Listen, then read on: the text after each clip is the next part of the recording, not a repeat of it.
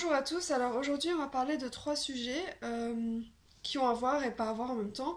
Et d'ailleurs j'ai remarqué que en psychiatrie tout se rejoint au niveau de la dépression. C'est un comme quand on dit tous les chemins mènent à Rome, bah, tous les chemins mènent à la dépression. Alors après c'est ce que j'ai pu remarquer, après c'est peut-être pas le cas, mais voilà. Donc les trois sujets. Donc le premier sujet c'est les hôpitaux psychiatriques qui sont parfois mal connus ou inconnus. Euh, euh, Je vais parler des angoisses, parce que j'en ai beaucoup en ce moment, et je trouve que c'est un sujet assez important parce que c'est une des choses dans la maladie mentale qui est très dure à gérer. C'est juste atroce, je trouve. Enfin, voilà.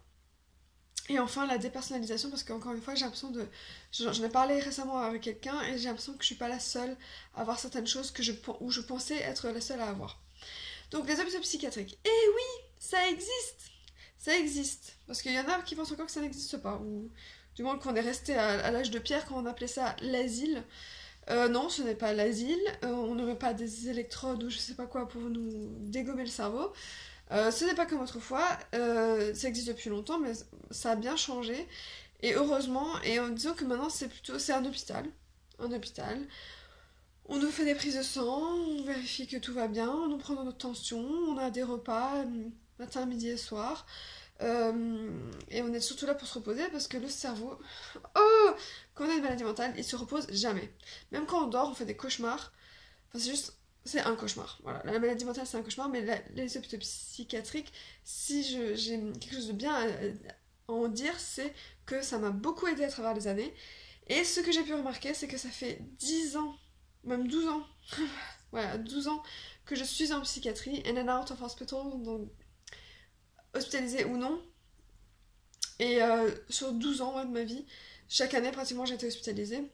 Donc ce que j'ai pu en déduire, c'est qu'une fois en psychiatrie, toujours en psychiatrie, parce que je retrouve souvent les mêmes personnes, je recroise les mêmes personnes, et c'est comme si on était enfermé dans un... Enfin, comment dire? C'est répétition, répétition, répétition, on y retourne à chaque fois. Même quand on pense qu'on n'y retournera plus jamais, et bah si.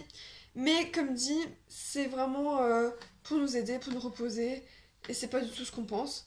Donc non, on ne dit plus l'asile, un hôpital psychiatrique, et je dis plus bien hôpital, parce qu'on est malade, ce n'est pas un choix, comme je le dis souvent, on ne choisit pas d'être dépressif, on ne choisit pas d'être maniaque, on ne choisit pas d'avoir des crises d'angoisse, on ne choisit pas tout ça, ça nous tombe dessus, et on doit subir non seulement la maladie, et les autres autour qui nous jugent, qui nous critiquent, etc.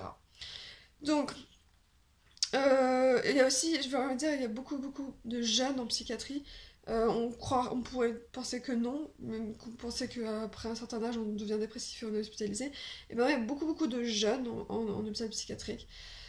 Et c'est très dur à voir parce qu'il y a vraiment de tout âge. Et quand on voit tout ce qu'il y a comme maladie, pathologie mentale et d'effets secondaires et des gens qu'on rencontre, on se rend compte que c'est vraiment un, c'est un labyrinthe et parfois on croise des gens qui ont les mêmes choses que nous, mais chacun est différent, chaque bipolaire est différent. Voilà, donc ça c'est ce que je pouvais dire sur les hôpitaux psychiatriques.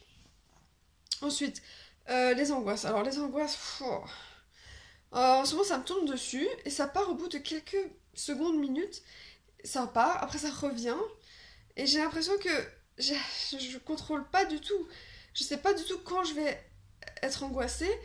Et même quand je me dis, là, je pourrais être angoissée, je suis pas angoissée, mais à un moment où je joue au Scrabble, par exemple, bah non, ça m'arrive. Alors je comprends pas, je ne comprends pas comment ça se passe dans le cerveau. Tout ce que je sais, c'est qu'on ne choisit pas et ça nous tombe dessus. Comme la dépression, comme toutes les pathologies mentales d'ailleurs. Quand on tombe, quand on se tord la cheville sur le trottoir, on ne demande pas pourquoi. On tombe, c'est tout, c'est un hasard, donc c'est pareil. Et enfin, la dépersonnalisation, j'ai juste pu remarquer que euh, dans la dépersonnalisation, c'est ce que j'ai compris. J'ai pas lu dessus, je sais ce que je comprends moins de ce que c'est. C'est qu'on a l'impression de sortir de notre corps, de nous observer de l'extérieur, et on s'entend parler, on se voit. C'est comme un dédoublement, enfin, une sorte de dédoublement de soi-même. Et ça arrive à pas mal de gens. Je sais pas combien en pourcentage, mais voilà. Donc, ouais, la dépersonnalisation, ça fait un peu peur hein, quand même, parce que parfois on a l'impression de plus être nous-mêmes. Et comme dit, de sortir de notre corps. C'est très bizarre. Donc voilà, donc si vous aussi vous avez des sortes de... Ces choses que vous pensez être seul à voir, mettez-les en commentaire en bas et je ferai peut-être des vidéos dessus parce qu'à mon avis ça m'est arrivé vu que j'ai l'impression que tout m'est arrivé. Euh, Au niveau de la psychiatrie, j'ai l'impression d'avoir eu tous les effets secondaires, tous les symptômes, tout. Donc, mettez un commentaire ou même si vous voulez que je fasse un sujet en particulier dont je n'ai pas parlé parce que j'ai réalisé que j'avais dans les 500 vidéos, donc j'ai parlé de beaucoup de choses, sûrement en répétant les mêmes choses, mais il y a tellement de choses à dire en psychiatrie, donc je trouverai toujours un sujet de vidéo. Donc voilà, donc si vous voulez que je parle de quelque chose en particulier dont je n'ai pas encore parlé, vous pouvez me mettre en bas en commentaire et voilà, et je vous fais des gros bisous. Bye bye.